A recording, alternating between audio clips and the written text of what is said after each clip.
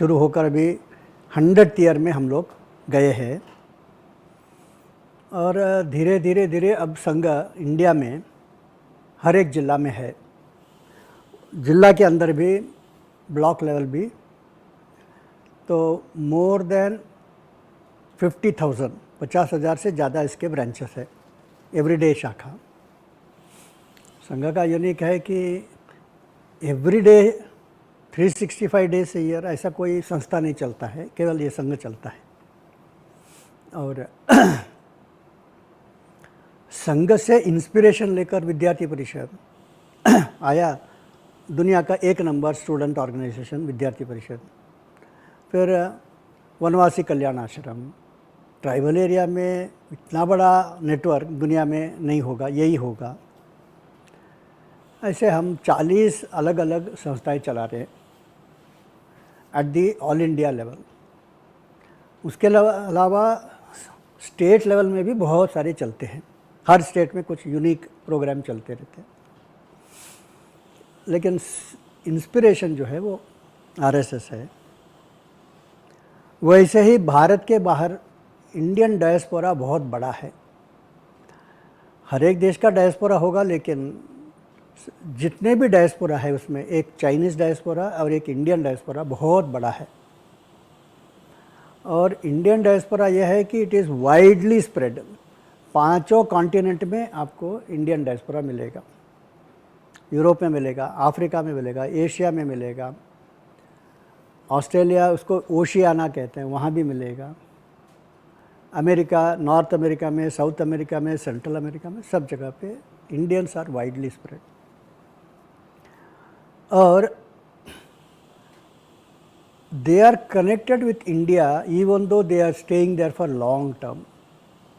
वो जो कनेक्टिविटी है वो हमारा एक यूनिक लाइफस्टाइल है जो बाकी लोगों में नहीं है। वो ये है कि we see God in everyone.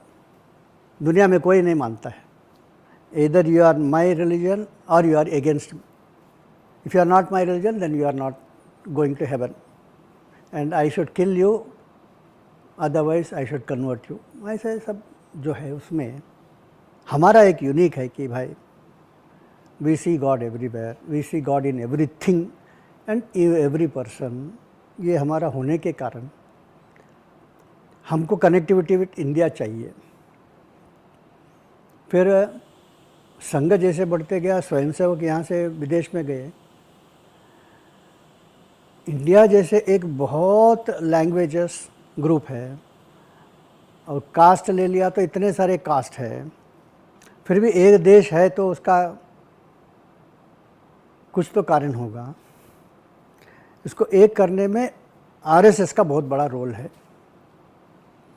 तो किसी ने बताया, इन्हें वेरी सिग्निफिकेंट उसका अर्थ समझने के लिए सोचिए, you find RSS in every disaster that has not taken place in India.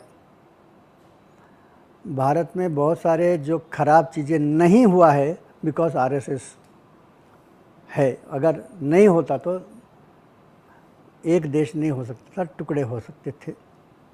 ऐसे कई लोगों ने इसका कहा है। तो जिन्होंने इसका एक्सपीरियंस किया है, तो वो लोग जब विदेश गए तो बोले कि यहाँ भी हमको बहुत सारे लैंग्वेजेस है, बहुत सारे जाति में है, हमारे लोग बटे हुए हैं, उनको एक लाना कैसे।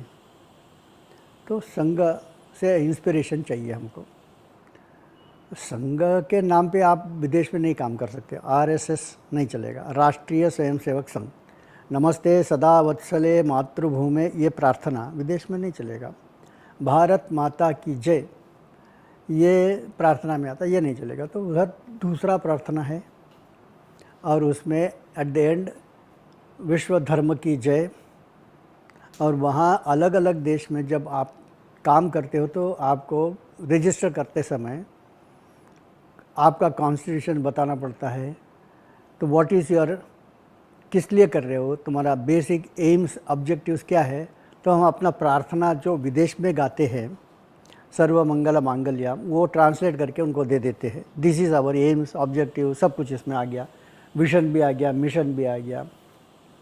वो देखने क्या बोलते हैं, अरे बाप रे इतना बहुत अच्छा है, ग्रेट, हमको भी उसमें मेंबर बनाओ, ऐसे जनरली रिएक्शन आता है। दे आर हाईली इंस्पायर्ड कि बहुत अच्छा है करके। तो ये एक संघ का है, हिंदू स्वयंसेवक संघ के नाम पे हम उधर काम करते हैं, और